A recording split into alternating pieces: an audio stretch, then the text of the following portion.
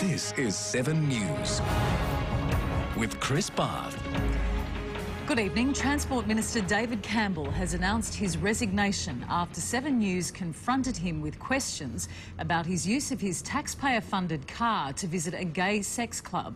7's Adam Walters is at Parliament House. Adam, how has this drama unfolded? Chris, a little more than an hour ago, David Campbell met with Premier Kristina Keneally to offer his resignation. She accepted it without hesitation. His shock departure follows an investigation by 7 News into how Mr Campbell was using his ministerial car to visit a sex club in the Premier's eastern suburbs electorate of Heffron. Now, Mr Campbell is a former police minister. As Transport Minister more recently, he presided over the debacles of a $500 million blowout in the doomed Metro project to Rozelle and more recently the F3 traffic debacle on April 12. But this was a crisis from which he was never destined to recover. This is Transport Minister David Campbell leaving a sex venue in the electorate of Premier Kristina Keneally. The minister had been in Ken's at Kensington for more than 2 hours on Tuesday night, taking advantage of Parliament's recently introduced family-friendly hours.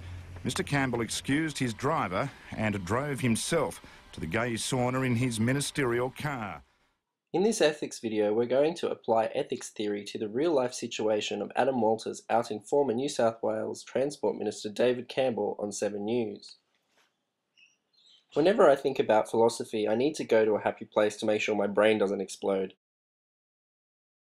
Because I'm trained in communications and PR, I always find it useful to look for the main stakeholders. We have David Campbell and Adam Walters, a Channel 7 journalist, and the New South Wales public. We can frame the relationship between these three using different philosophies. Now we're back to our happy place, we're going to apply deontology, consequentialism, and virtue ethics to our scenario. Deontology is based on obligations and was developed by a philosopher called Immanuel Kant. It emphasizes the type of action rather than the action's consequences.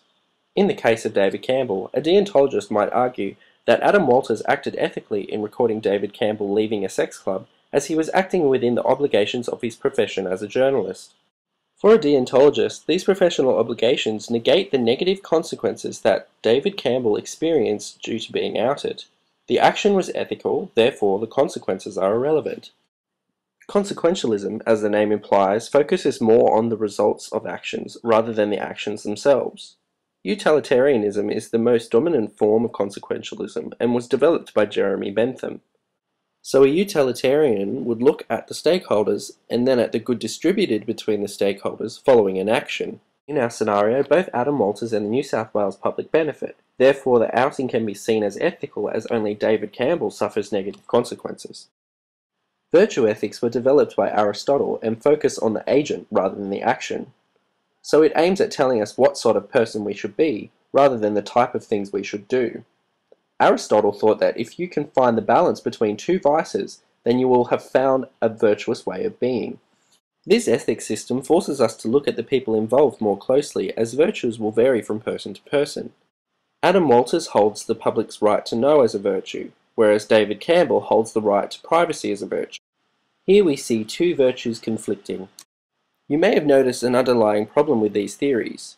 Who decides on what values or consequences are more important than others? Deontology emphasizes actions, consequentialism emphasizes results, and virtue ethics prescribes being a good person. All these frameworks hinge on the prefabrication of a universal good.